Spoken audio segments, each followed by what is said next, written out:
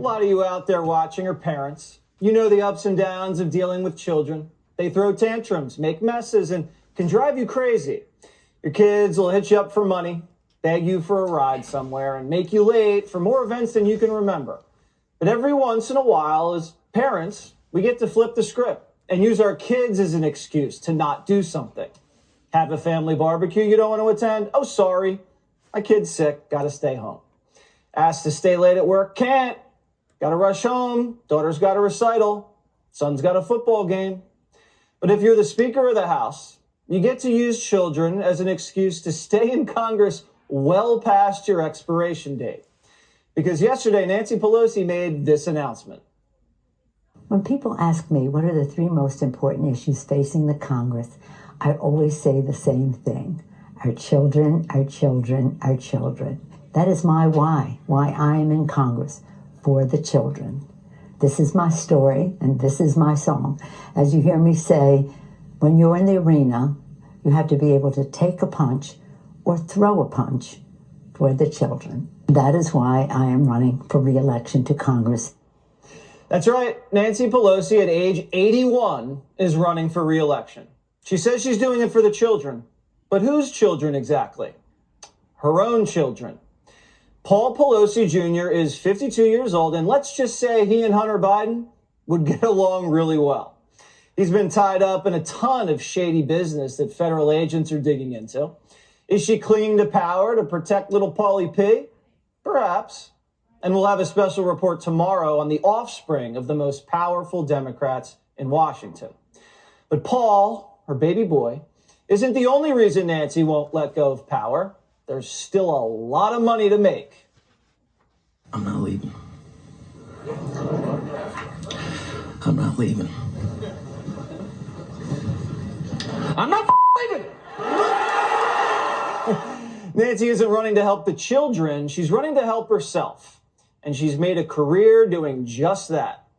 Pelosi first entered Congress in 1987, and since then, she's built herself quite a bank account. She's become one of the wealthiest members of Congress, with assets as high as $315 million. A lot of scratch for a public servant making less than 6 digits for 3 decades. So, how did she become so rich? As usual in Washington, this was a family affair. Her husband, Paul's a businessman who may enjoy a little pillow talk with his wife, the Speaker of the House. Paul Pelosi Sr. has had a history of perfectly timed stock trades while his wife has been running the People's House. In March of last year, he pulled off a $2 million Microsoft trade just 2 weeks before the company got a $22 billion contract to sell the Army high-tech headsets. In December 2020, Paul and Nancy got $1 million worth of Tesla stock options right before Biden announced electric car incentives. And in June, the Pelosi family cashed in big time just as Congress was debating what to do with big tech, making a cool $5 million from Google's parent company. So while Nancy slow walks antitrust legislation to break up big tech, her family taking advantage and laughing all the way to the bank. They must think we're idiots. Because just look at the tech companies your family's still invested in. Apple, Tesla, Amazon, Microsoft, Slack. The list goes on and on and on. Maybe this is why Pelosi defended Congress's right to trade stocks last month. She didn't want to kill the golden goose. Should members of Congress and their spouses be banned from trading individual stocks while serving in Congress? No, I don't know to this second one. We have a free market economy that should be able to participate in that. This isn't new. Back in 2011, 60 Minutes pressed her pretty hard on the same thing when she raked in millions from a Sweetheart Visa credit card IPO. Watch.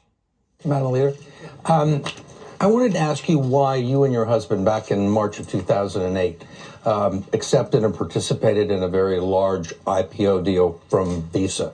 At a time there was major legislation affecting their credit card companies making its way through the House. And did you consider that to be a conflict of interest? I don't know what your point is of your question. Is there some point that you want to make with that? Well, I guess what I'm asking is, do you think it's all right for a speaker to accept a very preferential and favorable stock deal. Well, we didn't. And you participated in the IPO. Well, I have many And at the time, you were investments, but I Speaker don't of the think- House. You don't think it was a conflict of interest or had the appearance of a conflict of interest? It only has appearance if you decide that you're going to have elaborate on a false premise. But it's not true, and that's that. I don't understand what part's not true. Yes, sir. wanted to That I ask would act upon an investment. How dare anybody question her honor and integrity? Everyone in Congress is doing it anyway. Last year, members of Congress traded about $300 million in stocks and assets. And guess what? They all outperformed the market. Pelosi is just the best at it. If Nancy wasn't writing laws, she'd probably run a hedge fund. The Wolf of Washington. Run for Congress, and you too could buy some extravagant properties like this Napa Valley mansion Nancy and Paul bought, worth about $25 million.